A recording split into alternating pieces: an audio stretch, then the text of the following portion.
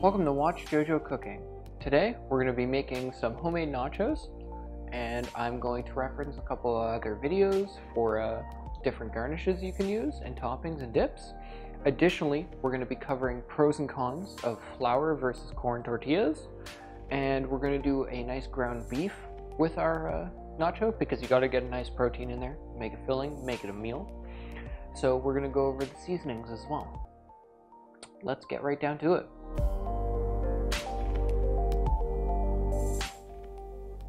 So, I'm going to start with a habit of mine. I always portion off all my beef into 500 gram intervals. So almost all specs, recipes, pre-packaged taco kits, like everything is like a 500 divisible amount. And so by portioning out, you're not just free rolling it. You're not under seasoning or over seasoning. You have exactly what you need for what you need. And the reason I do that, I've got a scale. So this guy is my secret weapon for food cost when it comes to protein. So I use that to do all my weights and make sure that I am not overusing my protein, which is always the most expensive part of the meal. So let's move on to seasoning. So let's start ourselves off with 2 ounces, aka a 1/4 cup of chili powder. So I have a tablespoon here, so I'm gonna do 4 of these, because each one of these is approximately half an ounce.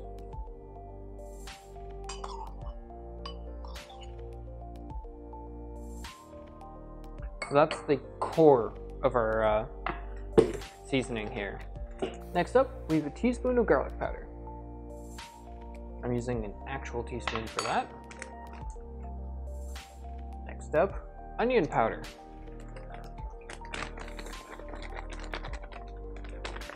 The bag spices are always cheaper. If you want a prettier way to store it, just buy one of those spice rack things.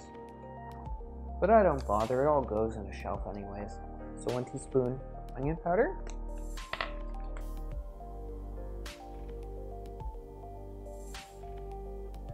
Next up, teaspoon of crushed red pepper flakes.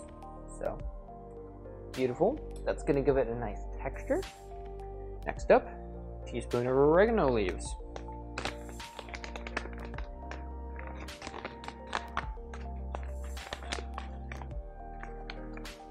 Oregano is like a fantastic herb for beef, and therefore for like sauces, etc. that play with beef. I love it. Teaspoon of paprika times 2, so 2 teaspoons.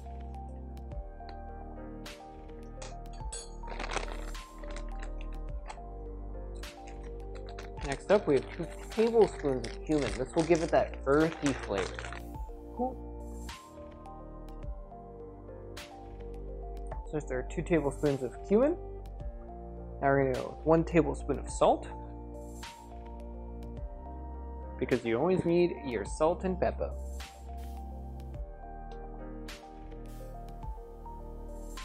Pepper, pepper, pepper, pepper, right there. And 1 tablespoon of that. Cool. So this is our spice mix for our beef. Just gonna mix that around until it looks pretty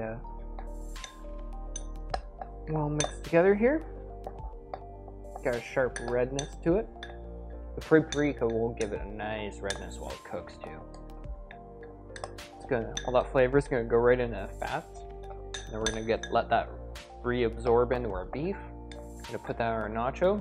We get a nice spice, earthy factor. So that's our seasoning mix. Next up, we're moving on to cooking this beef. What's nice is with beef, you don't need any oil, you don't need butter, you don't need any of that nonsense, because the fats from your beef will almost immediately come out, hydrate the pan, and make it so that you don't need to worry as long as you keep everything moving. And so you won't burn your stuff. Additionally, we're going to work on making sure that it breaks up very nicely and evenly as we introduce our spice mix, but first we must wait for heat. I'm hoping the pan's pretty hot. We're going to get a nice sizzle here. Because I freeze my beef, I And when I freeze my beef, I make sure it's like pretty much airtight. All the juices now, like as it's defrosted, kind of come out. So I'm just kind of amalgamate that back in because it has no bad smells. It just smells like beef.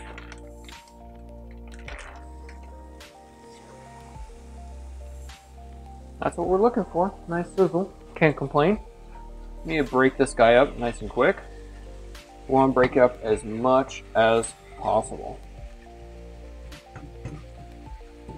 This is where it's nice to have like a rubber against your Teflon here, because you start using metal on metal, this pan, will be screwed up in no time. Unfortunately, our pan temperature is dropped because of the meat, so we'll wait for that to get back up to snuff. Once we got a good sizzle here, we'll introduce our spice mix. I'm gonna just kind of free pour this.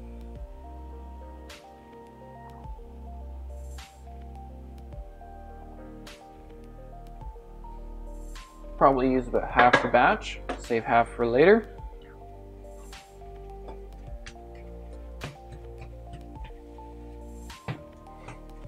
Very quickly, the smells of that seasoning mix are going to come out and be very aromatic and delicious.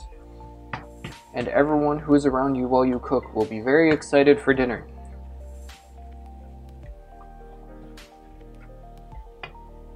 Let's kind of squish it. Push the juices out of the beef a little so that it can make the spice mix a little more moist, so it sticks a little better. And then we'll break this back up. Your aim is to look for the big chunks and just try and push them so they're cut in half, because you want your pieces to be as small as possible. These beautiful little pieces like that, that's what you're looking for. Perfect. While you cook your beef, perfect time to start preheating that oven. Get to 350, which isn't really going to cook much, but it's going to warm up and melt the cheese, which is all we need it to do. Everything else is being cooked by this pan and this deep fryer.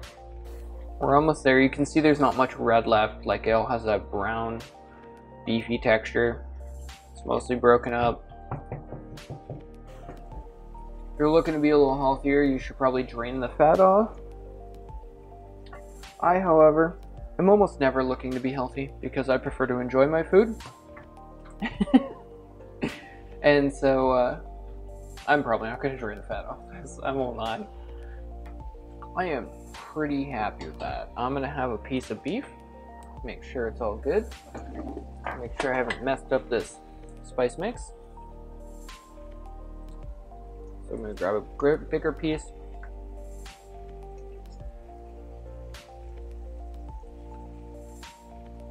I ripped it in half with my teeth before I chewed it and swallow it. You double check and make sure it's not like obviously pink in the middle or something. Americans do their beef medium rare. Canada, here, we're not allowed to do that. It's funny how food laws are different in every country. Today, I'm going to show you two different types of tortillas. We have flour and we have corn. So the flour tortillas make a puffier, in my opinion, nicer looking, like very soft nacho with a nice crispness to it. But like most nachos you'll get when you go to a store, like a restaurant. When you go to a restaurant, you order a nacho, probably gonna get corn chip tortillas. So that's these guys. So instead of using regular flour, they use corn flour. What that means is that this is a gluten-free option. So as long as your fryer isn't got any gluten in it, which unfortunately because of a previous video, mine totally does, but that's fine, I'm not feeding any gluten-free people.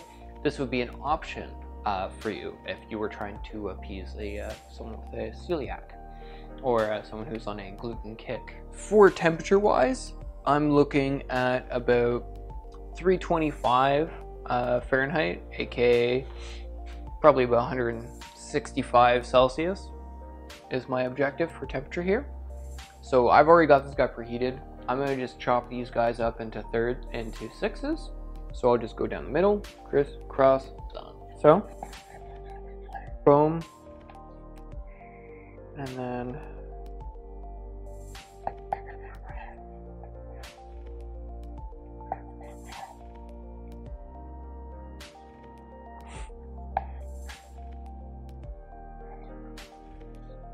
there's our first nacho, which will be our corn chip nacho. And we'll do flour.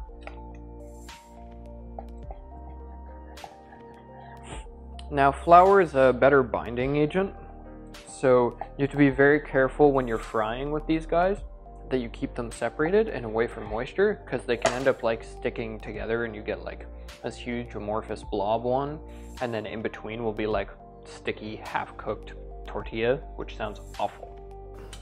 We'll start with our corn chip tortillas. So I'm making sure all these guys are pretty broken up and none of them are sticking together. I'm gonna probably do a batch half and half. So let's see how much those puff up.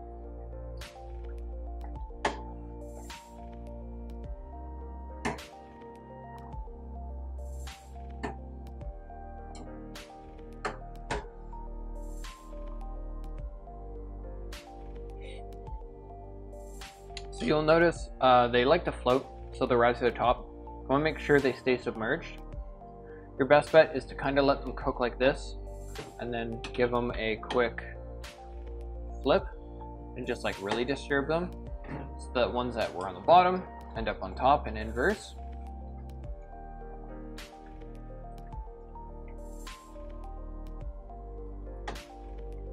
You're basically just going to go until they're crispy. So these are all obviously still soggy. Probably looking at 2 minutes, 3 minutes, depends on your fryer, depends on how thick the corn torts are, depends on the product itself and like what it's made of.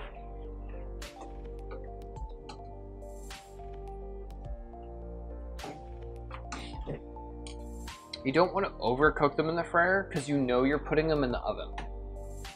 So you want them to be firm, but you don't want them to be like a dark brown, because then by the time they're done in the oven, they're gonna be like just cooked to the living daylights out of them. I'm getting close. You can see they've already darkened up. They're soft but firm enough. Just kind of giving these guys a bit of a stress test. Yep, satisfactory. So we'll grab one of my trays here, making a mess, transfer over. Now I'll just keep them on here, and we'll do the other half. Give it a couple stirs. Ideally you want to pop a lid on this, but I kind of want to show you guys the process, and I like pushing it around, so no lid it is.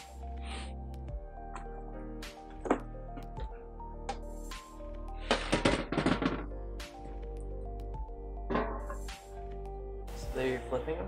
Yep, as many as I can. You can see the color difference in the top of this one. It's a little more firm.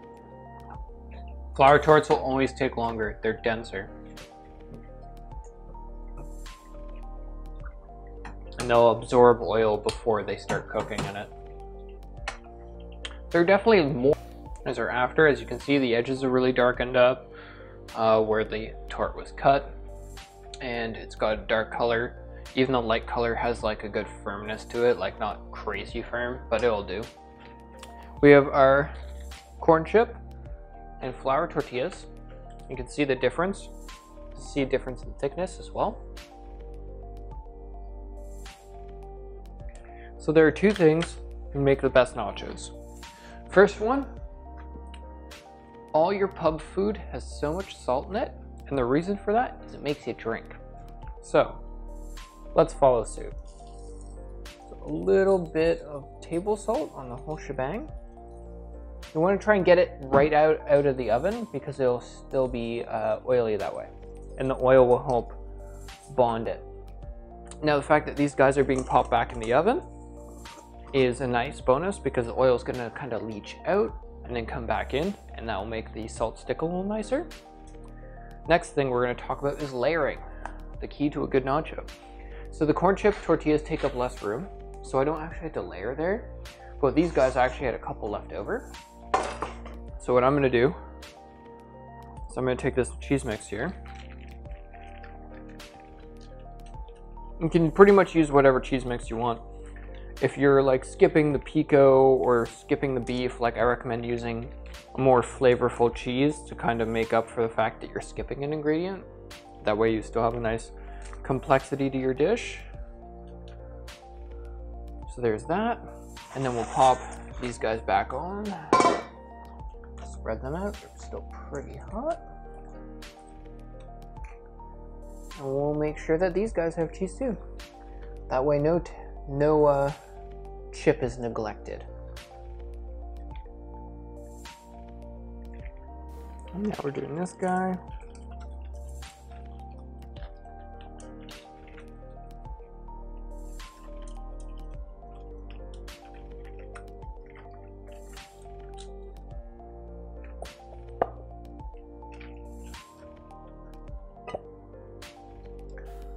At this point, the beef is cooled down enough I can actually just grab it.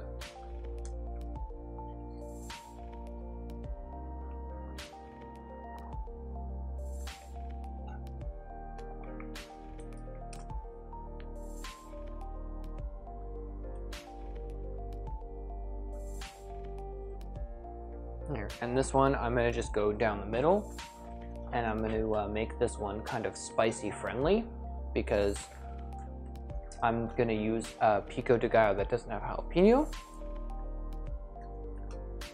And that just means more beef for everyone else, right? There. Looks like I'm going back to the other one. I still got beef left over.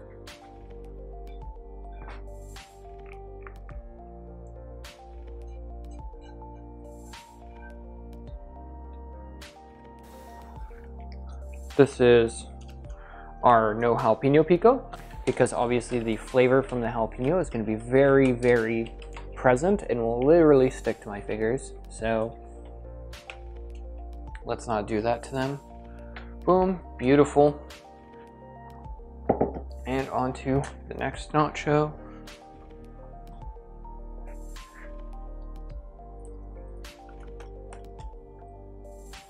When you grab it, you want to make sure you don't have too much of the juices in there, because it'll start making your chips a little soggy.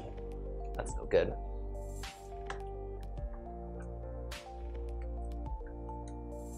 There we go, and back to this guy with the spicy. See the physical jalapeno in there. Let's get these guys in the oven. To our gluten-free, spicy-free up top, and our regular below. Nachos are melted, looking beautiful.